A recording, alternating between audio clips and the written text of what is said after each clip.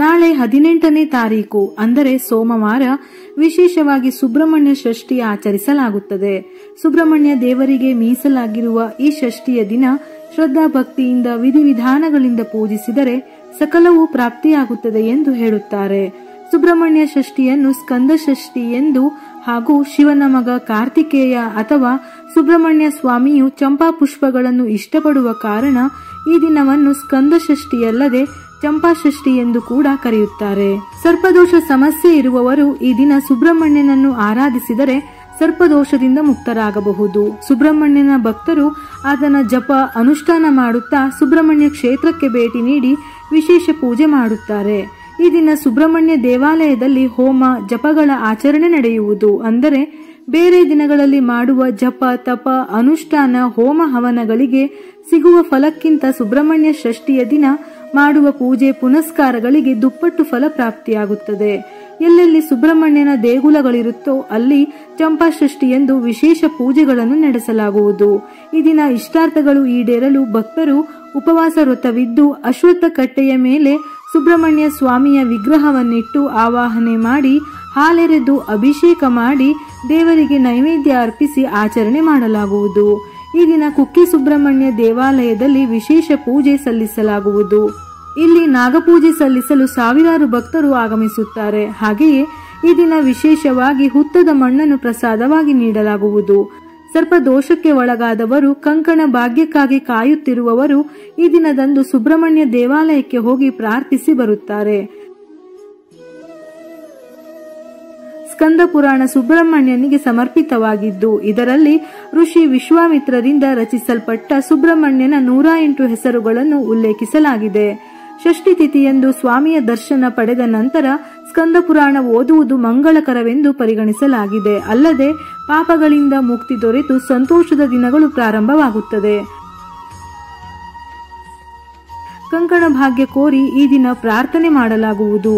ಕೆಲವರಿಗೆ ವಯಸ್ಸು ಮೀರುತ್ತಿದ್ದರೂ ಮದುವೆ ಭಾಗ್ಯ ಕೂಡಿ ಬರುವುದಿಲ್ಲ. ಈ ದಿನದಂದು ಸುಬ್ರಹ್ಮಣ್ಯನ ಕ್ಷೇತ್ರಕ್ಕೆ ಬಂದು ಪೂಜೆ ಸಲ್ಲಿಸಿ ಹೋದರೆ ಕಂಕಣ ಭಾಗ್ಯ ಕೂಡಿ ಬರುತ್ತದೆ ಎನ್ನುವ ನಂಬಿಕೆ. ಕೆಲವರ ವೈವಾಹಿಕ ಜೀವನದಲ್ಲಿ ಕೆಲವು ಸಮಸ್ಯೆಗಳಿರುತ್ತವೆ. ಈ ಸಮಸ್ಯೆ ಬಗೆಹರಿಯಲು ಚಂಪಾ ಷಷ್ಠಿಯಂದು ಸುಬ್ರಹ್ಮಣ್ಯ ಕ್ಷೇತ್ರಕ್ಕೆ ಬಂದು ವಿಶೇಷ ಪೂಜೆ ಸಲ್ಲಿಸಲಾಗುವುದು. ಇವುಗಳ ಜೊತೆಯಲ್ಲಿ ವೈವಾಹಿಕ ಜೀವನ ಉತ್ತಮವಾಗಿರಲು ಕಾತ್ಯಾಯಿನಿ ದೇವಿಯನ್ನು ಆರಾಧನೆ ಮಾಡಿ ಓಂ ಹ್ರೀಂ ಕಾತ್ಯಾಯಿನಿ ಸ್ವಾಹ ಈ ಮಂತ್ರವನ್ನು 21 ಬಾರಿ ಜಪಿಸಬೇಕು. ಸ್ಕಂದ ಷಷ್ಠಿಯ ವ್ರತವನ್ನು ಆಚರಿಸುವುದರಿಂದ ಕಾಮ ಕ್ರೋಧ ಮೋಹ ಅಹಂಕಾರಗಳಿಂದ ಮುಕ್ತಿ ಪಡೆದು ಸನ್ಮಾರ್ಗ ಪ್ರಾಪ್ತಿಯಾಗುತ್ತದೆ ಎಂದು ಶಾಸ್ತ್ರಗಳಲ್ಲಿ ಉಲ್ಲೇಖಿಸಲಾಗಿದೆ. ಜ್ಯೋತಿಷ್ಯ ಶಾಸ್ತ್ರದ ಪ್ರಕಾರ ಕಾರ್ತಿಕೇಯನು ಷಷ್ಠಿ ತಿಥಿಯ ಮಂಗಳದ ಅಧಿಪತಿ. ಜಾತಕದಲ್ಲಿ ಮಂಗಳ ದೋಷ ಇದ್ದವರು ಈ ದಿನದಂದು ಉಪವಾಸ ಮಾಡುವುದರಿಂದ ಒಳ್ಳೆಯ ದಿನಗಳನ್ನು ಕಾಣುವುದರ ಜೊತೆಗೆ ಮಾಡಿದ ಕೆಲಸಗಳಲ್ಲಿ ಯಶಸ್ಸು ಸಿಗುತ್ತದೆ. ಕುಟುಂಬದ ಸ್ಥಾನ ಮಾನ ಪ್ರತಿಷ್ಠೆಯನ್ನು ಕಾಪಾಡಿಕೊಳ್ಳಲು ಬಯಸಿದರೆ ಇಂದು ಸುಬ್ರಹ್ಮಣ್ಯ ಸ್ವಾಮಿಯನ್ನು ದಕ್ಷಿಣಾಭಿಮುಖವಾಗಿ ಕುಳಿತು ಧ್ಯಾನಿಸಬೇಕು. ತುಪ್ಪದ ದೀಪವನ್ನು ಬೆಳಗಿಸಬೇಕು. ಸಾಧ್ಯವಾದರೆ ಇಂದು ರಾತ್ರಿ ಅಖಂಡ ದೀಪವನ್ನು ಬೆಳಗಿಸಿದರೆ ತುಂಬಾ ಒಳ್ಳೆಯದು.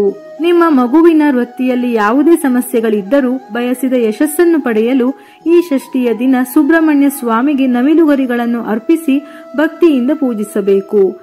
ಸುಬ್ರಹ್ಮಣ್ಯ ಷಷ್ಠಿ ದಿನದಂದು ಉಪವಾಸ ವ್ರತ ಮಾಡಿ ಪೂಜೆ ಮಾಡುವುದರಿಂದ ಸಂತಾನ ಭಾಗ್ಯ ಲಭಿಸುವುದು. ಅಲ್ಲದೆ ಜಾತಕ ದೋಷ ಶತ್ರು ಸಂಬಂಧಿತ ಸಮಸ್ಯೆಗಳಿಂದ ಮುಕ್ತರಾಗಲು ಚಂಪಾ ಷಷ್ಠಿಯ ಆಚರಣೆ ಮಹತ್ವವಾಗಿದೆ.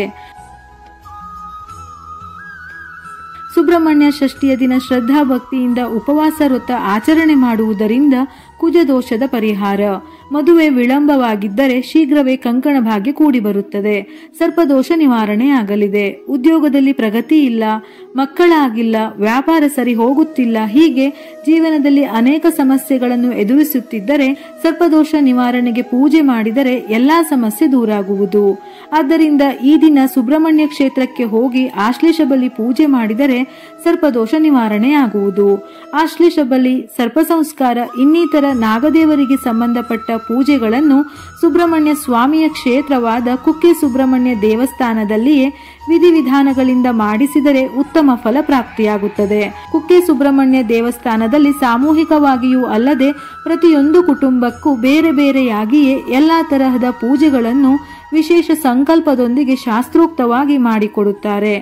ಕ್ಷೇತ್ರದಲ್ಲೇ ಪೂಜೆಯನ್ನು ಮಾಡಿಸುವುದರಿಂದ ಉತ್ತಮ ಫಲಗಳು ಬಹು ಬೇಗ ಸಿಗುತ್ತದೆ ಎಂದು ನಮ್ಮ ಹಿರಿಯರು ಹೇಳುತ್ತಾರೆ. ಇದೇ ರೀತಿಯ ಮನಮುಟ್ಟುವ ಉಪಯುಕ್ತ ಮಾಹಿತಿಗಳಿಗಾಗಿ ಮತ್ತೆ ಭೇಟಿಯಾಗೋಣ.